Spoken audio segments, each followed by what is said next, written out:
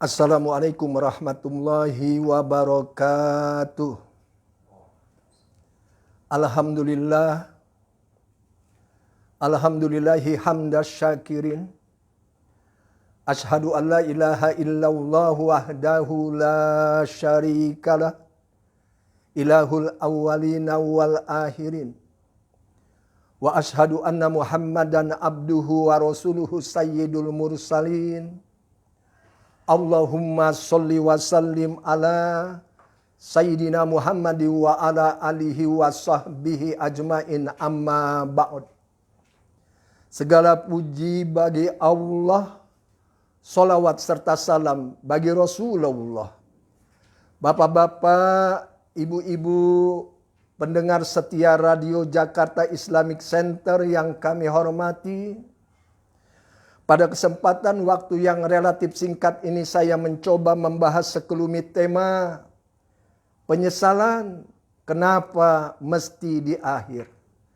Penyesalan mengapa selalu datang belakangan.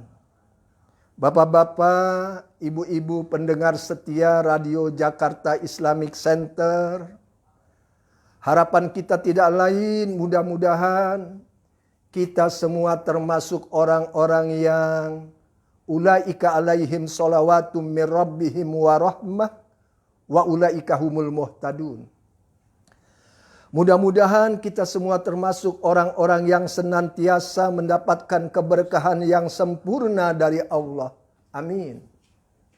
Mudah-mudahan kita termasuk orang-orang yang senantiasa mendapatkan rahmat dari Allah. Amin.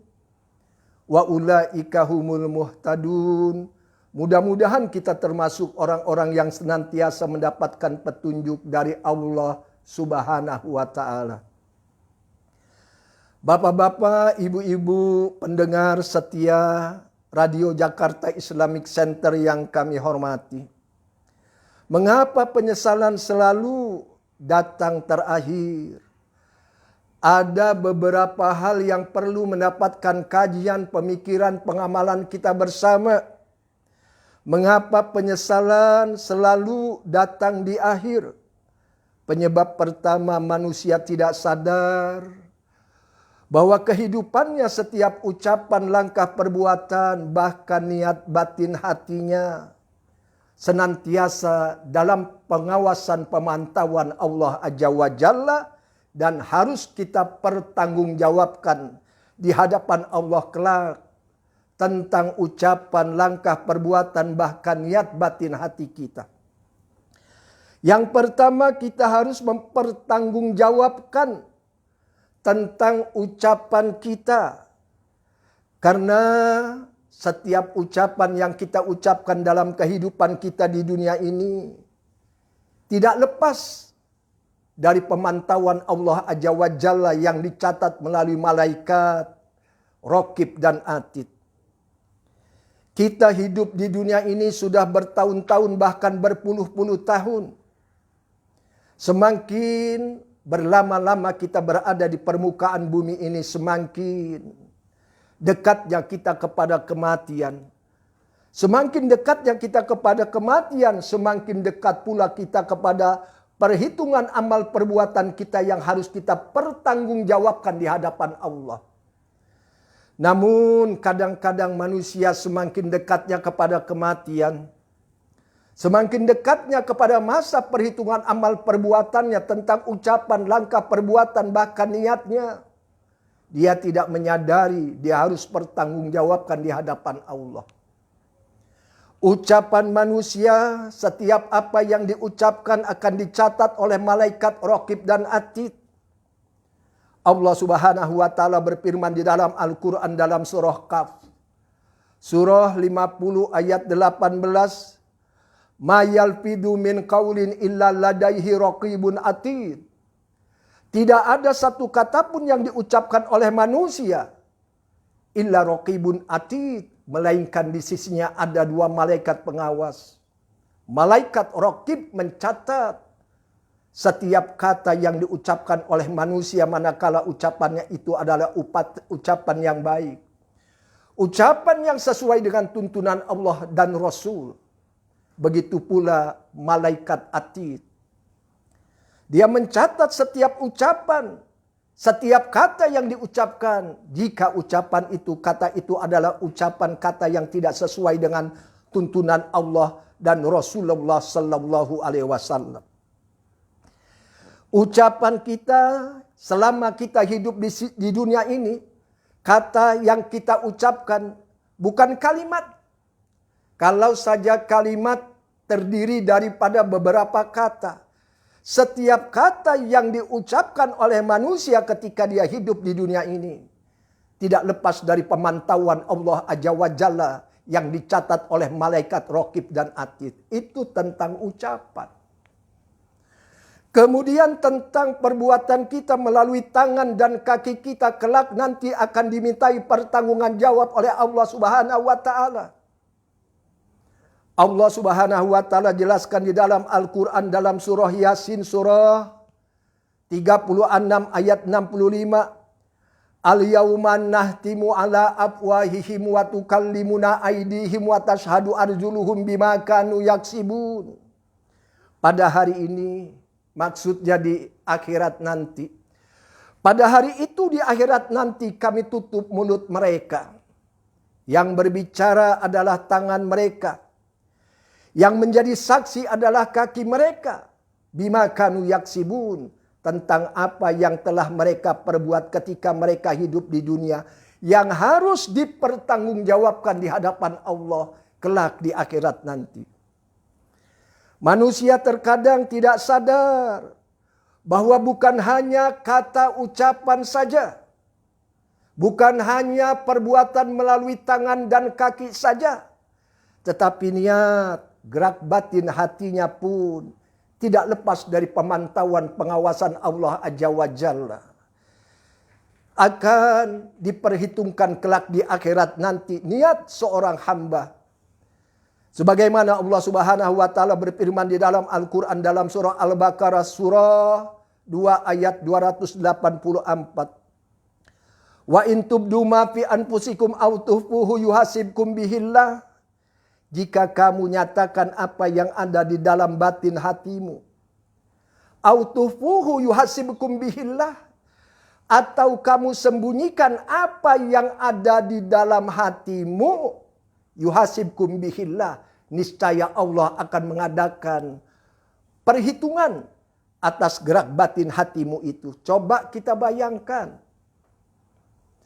Sudah berada di dalam batin hati kita, kemudian kita sembunyikan, diperhitungkan oleh Allah dan akan mendapatkan balasan tergantung niat kita apakah sesuai dengan tuntunan Allah atau tidak sesuai dengan tuntunan Allah Subhanahu wa taala. Itu penyebab pertama yang menyebabkan manusia tidak menyadari bahwa penyesalan selalu datang belakangan. Hadirin, bapak-bapak, ibu-ibu, pendengar setia Radio Jakarta Islamic Center yang kami hormati. Penyebab kedua, manusia bisa menyesal kelak nanti, baik menyesal ketika menjelang kematian maupun menyesal di akhirat nanti. Dia tidak menyadari bahwa semakin berlama-lama dia hidup di dunia ini, sebenarnya semakin dekatnya kepada kematian. Semakin dekatnya manusia kepada kematian, semakin dekat pula dia kepada masa perhitungan amal perbuatannya yang harus dia pertanggungjawabkan di hadapan Allah. Akan tetapi kebanyakan manusia, dia berpaling dengan dunia dan berpaling pula dari akhirat. Allah Subhanahu wa taala ingatkan di dalam Al-Qur'an dalam surah Al-Anbiya surah 21 ayat 1. Iqtarabal linnasi hisabuhum wa hum fi ghaflatin mu'ridun. Telah semakin dekat kepada manusia atas perhitungan amal perbuatannya yang telah dia lakukan ketika dia hidup di dunia ini. Namun semakin lalai dan berpaling manusia dalam tuntunan Allah dan Rasulullah Sallallahu Alaihi Wasallam. Jadi manusia dia lalai, dia lengah, dia lupa, dia hilap, atau dia tidak tahu hukum-hukum Allah. Dia tidak tahu ketentuan-ketentuan Allah. Dia tidak tahu peraturan-peraturan Allah, hukum-hukum Allah pasti terjadi atas diri manusia. Siapapun manusianya, muslim ataupun non-muslim, beriman ataupun kafir. Asalkan dia makhluk yang berwujud manusia. Ketika dia hidup di dunia ini, tidak sesuai dengan tuntunan Allah, pasti terkena sanksi dalam kehidupannya kelak. Pada waktu dia berada di alam barzah. Terkena sanksi dia pada waktu berada di padang mahsyar. Terkena sanksi lebih-lebih kelak nanti di dalam pengadilan Allah Azza wa Jalla di akhirat nanti. Siapa saja manusianya. Mengapa? Karena muslim ataupun non-muslim, beriman ataupun kafir, dia adalah manusia dan manusia diciptakan oleh Allah. Tujuan Allah adalah wa ma khalaqtul jinna wal insa illa liya'budun. Tidaklah aku ciptakan jin dan manusia, kata Allah, illa liya'budun, kecuali agar supaya manusia mengabdi kepadaku, kata Allah. Dikala manusia itu tidak sesuai dengan tuntunan Allah, tidak sesuai dengan peraturan Allah, hukum-hukum Allah pasti terjadi kelak di akhirat nanti. Coba kita perhatikan bagaimana orang-orang non-muslim, orang-orang yang tidak beragama Islam, orang-orang kafir. Dia menyesal ketika menjelang kematian. Hal ini digambarkan oleh Allah kepada Fir'aun. Fir'aun bukan hanya dia kafir.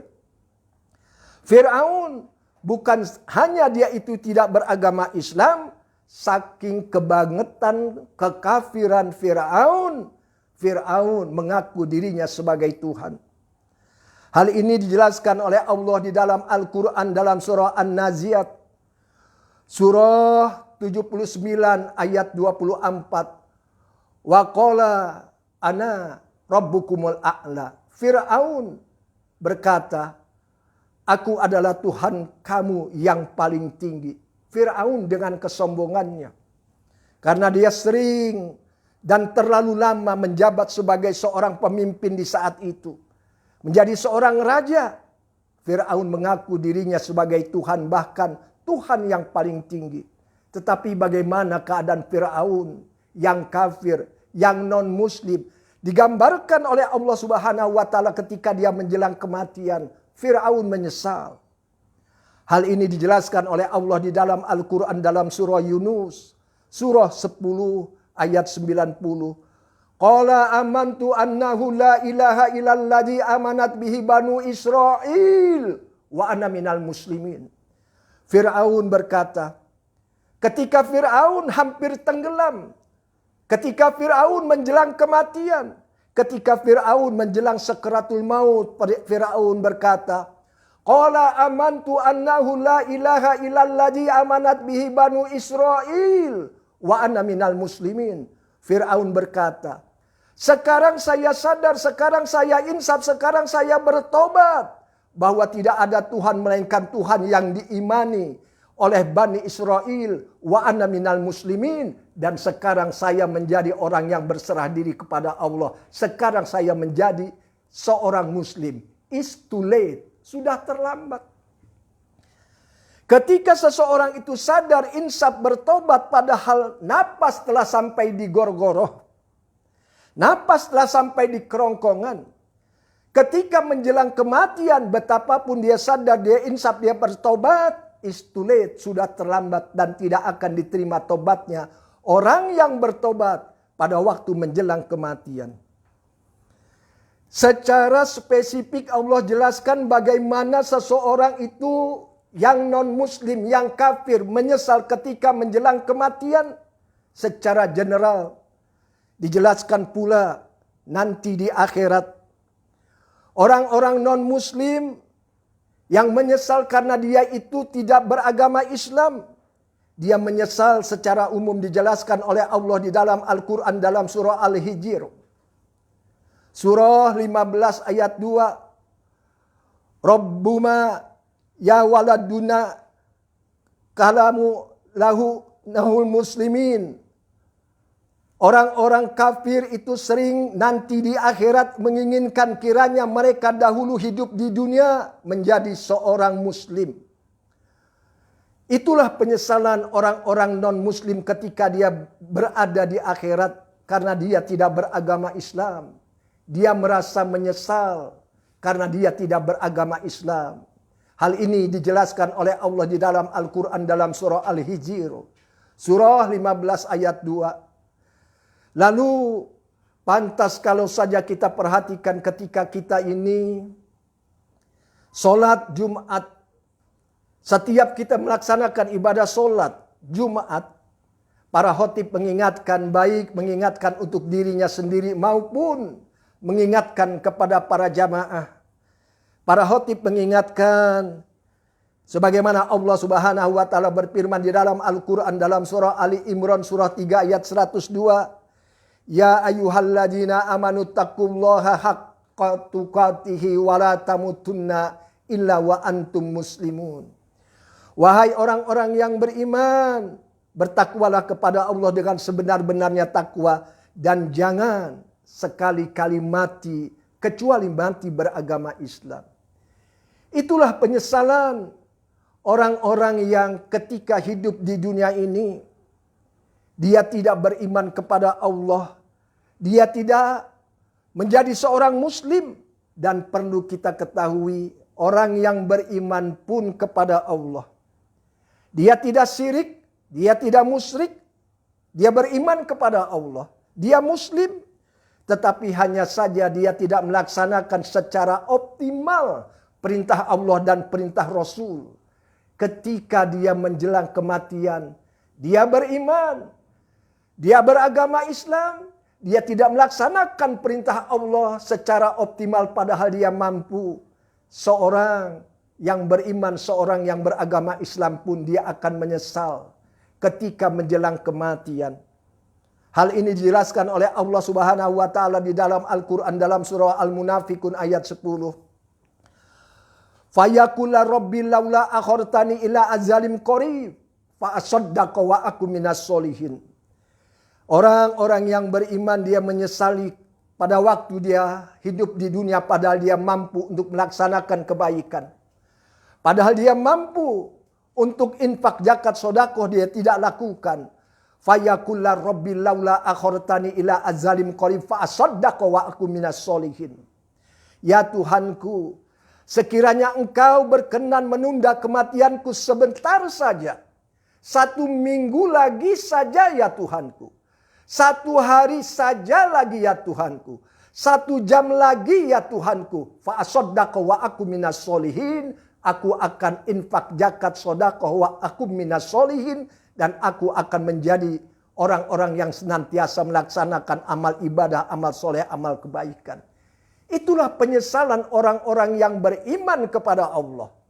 Itulah penyesalan orang-orang yang beragama Islam padahal dia beriman, padahal dia beragama Islam, padahal dia mampu tetapi dia tidak optimal melaksanakan perintah Allah. Dia akan menyesal ketika menjelang kematian dan dia menyesal pula pada waktu dia berada di akhirat sebagaimana dijelaskan oleh Allah Subhanahu wa taala di dalam Al-Qur'an dalam surah Al-Fajr.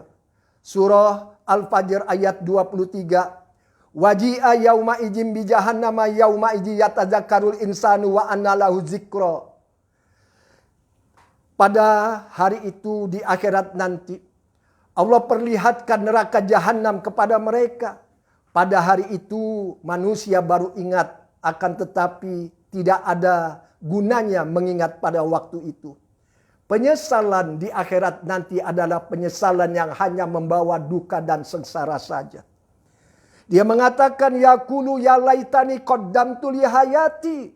Dia mengatakan alangkah baiknya sekira dahulu aku mengerjakan amal soleh, amal kebaikan untuk kehidupanku di akhirat ini. Itulah penyesalan bagi manusia baik orang kafir maupun orang yang beriman, orang Islam. Kalau saja setiap manusia tidak melaksanakan tuntunan Allah dan Rasul, dia akan menyesal baik menyesal di dunia ketika menjelang kematian maupun menyesal kelak di akhirat nanti. Hadirin yang kami hormati, pencinta radio Jakarta Islamic Center yang berbahagia.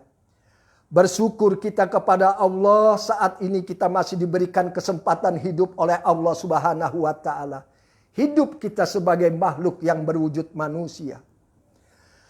Satu kali kesempatan hidup yang Allah berikan di dunia ini, bahkan kehidupan kita di dunia ini hanyalah sesaat.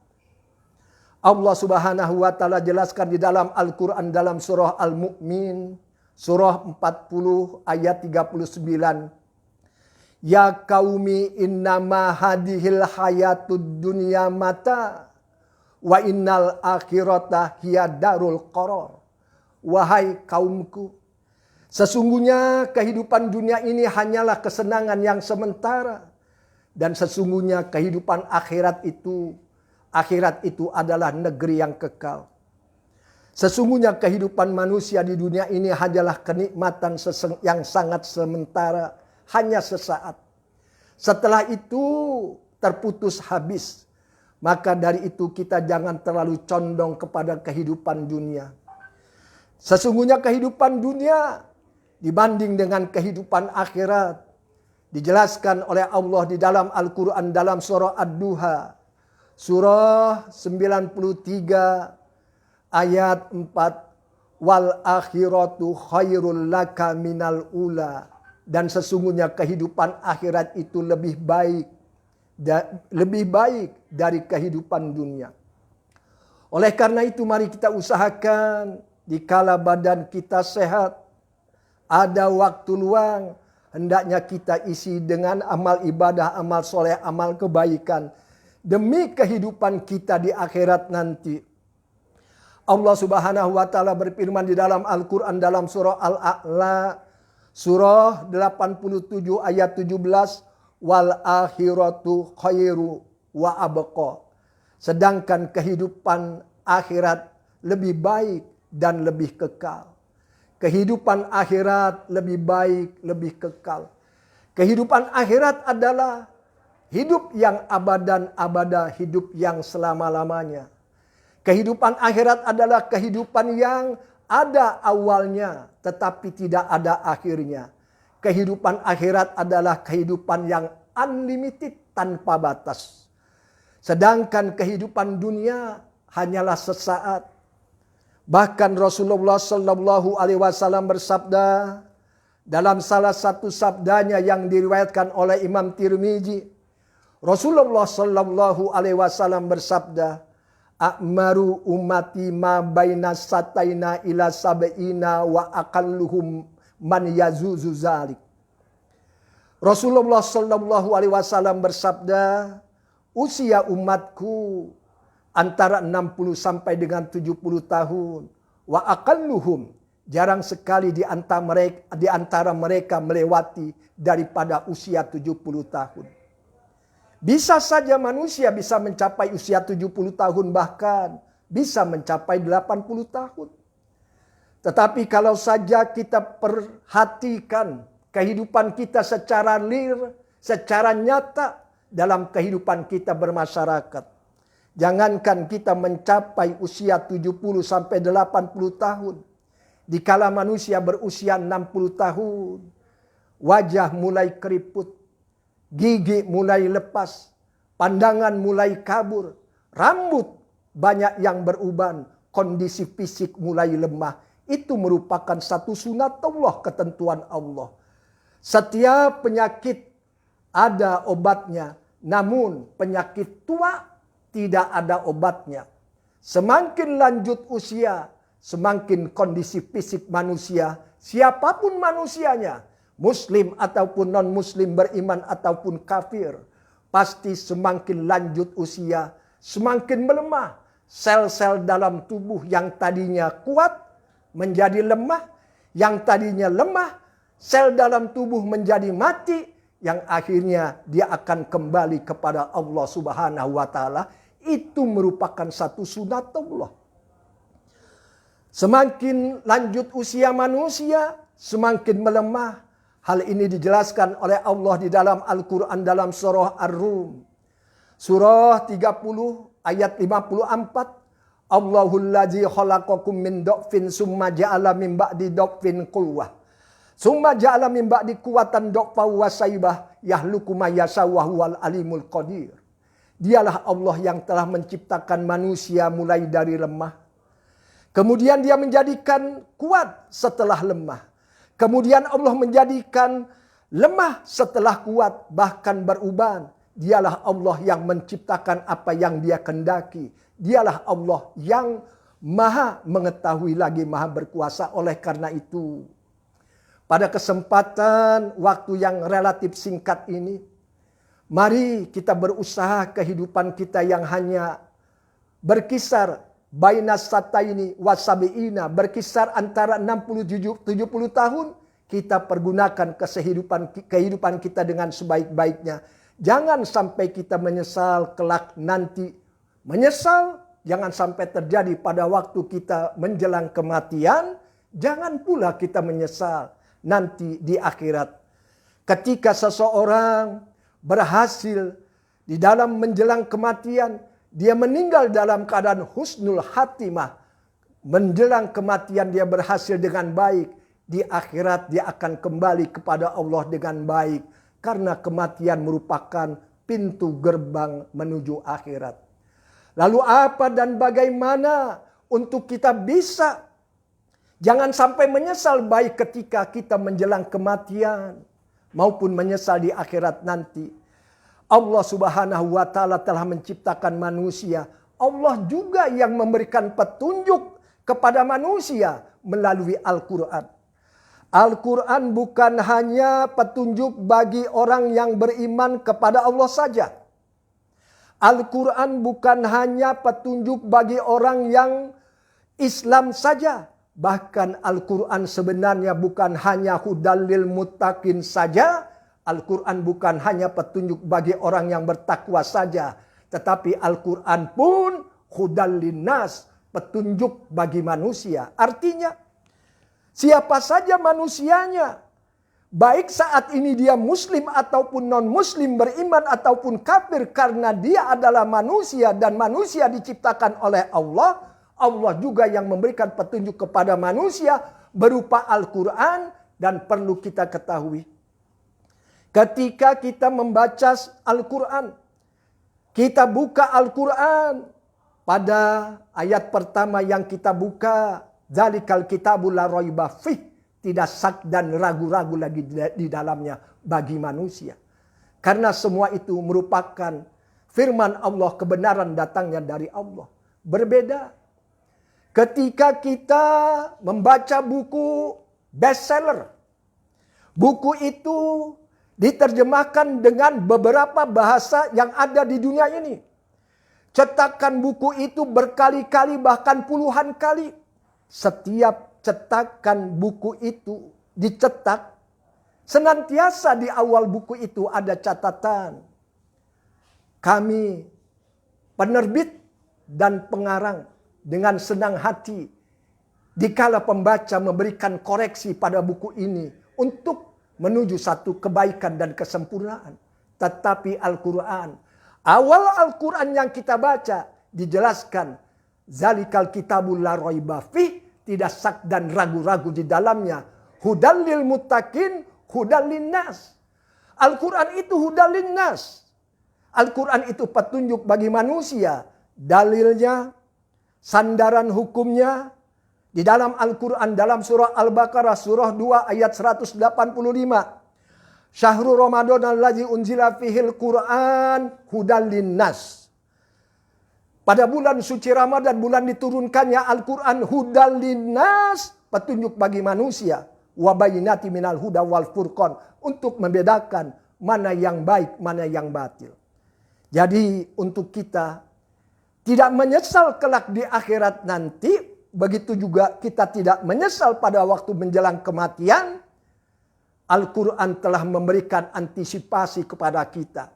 Bahkan Al-Quran bukan hanya memberikan antisipasi untuk kehidupan kita kelak dikala usia kita senja, dikala usia kita sudah lanjut, dikala usia kita sudah menua. Tetapi Al-Quran Management by anticipation. Memanage sampai kelak di akhirat nanti. Agar supaya kita tenang, tentram, damai. Bukan hanya di akhirat. Tenang, tentram, dan damai di dunia ini. Di antaranya Allah jelaskan di dalam Al-Quran. Dalam surah Al-Hadid.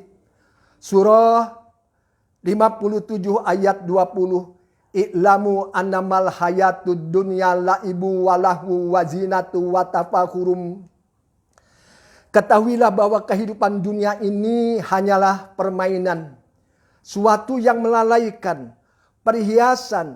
Bermegah-megahan di antara kamu. Serta berbangga-bangga dengan banyaknya harta dan anak. Seperti hujan yang tanamannya mengagumkan para petani. Kemudian tanaman itu menjadi kering dan kamu lihat warnanya kuning, kemudian mati. Dan di akhirat nanti adanya siksaan yang sangat keras. Di akhirat nanti adanya ampunan dari Allah serta keridhaan Allah, dan kehidupan dunia ini tidak lain hanyalah kesenangan yang menipu. Al-Quran menjelaskan kepada kita, di akhirat nanti adanya ampunan dari Allah. Di akhirat nanti adanya keridhaan Allah. Di akhirat nanti ada kesenangan kehidupan. Di akhirat nanti dunia inilah tempatnya untuk kita mencapai ampunan dari Allah.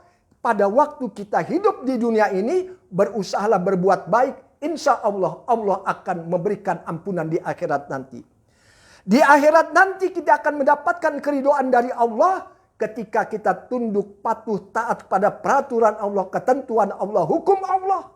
Kita akan mendapatkan keridhaan Allah dan surga akan kita dapati.